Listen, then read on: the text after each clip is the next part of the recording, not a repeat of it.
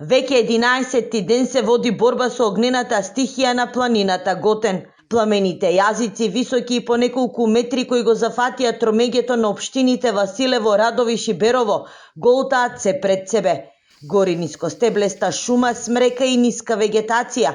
Кракот кон Радовиш се гаси од воздух. Уште рано из утрината дејствуваат хеликоптери на МВР. Огнот се прошири и на другата страна на Малешевските планини, каде гори висококвалитетна букова шума. Кризниот штаб на Берово и сношти упати апел до граѓаните да се приклучат во гасењето на огнот. Страната кон Берово ја работи доста голема пешадија, значи таму денеска повторно имаме околу 100 луѓе кои што доле на земјата, затоа што се работи за пожар во висока шума, го работат.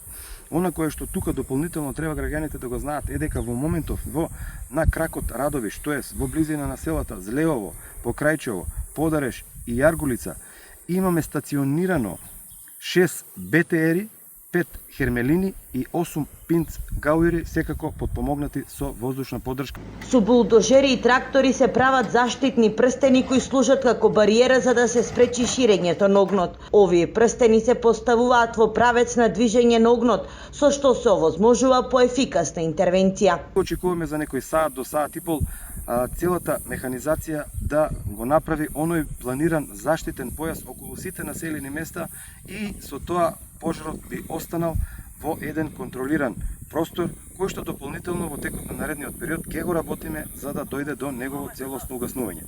Се уште се активни двата пожари во Прилепскиот регион.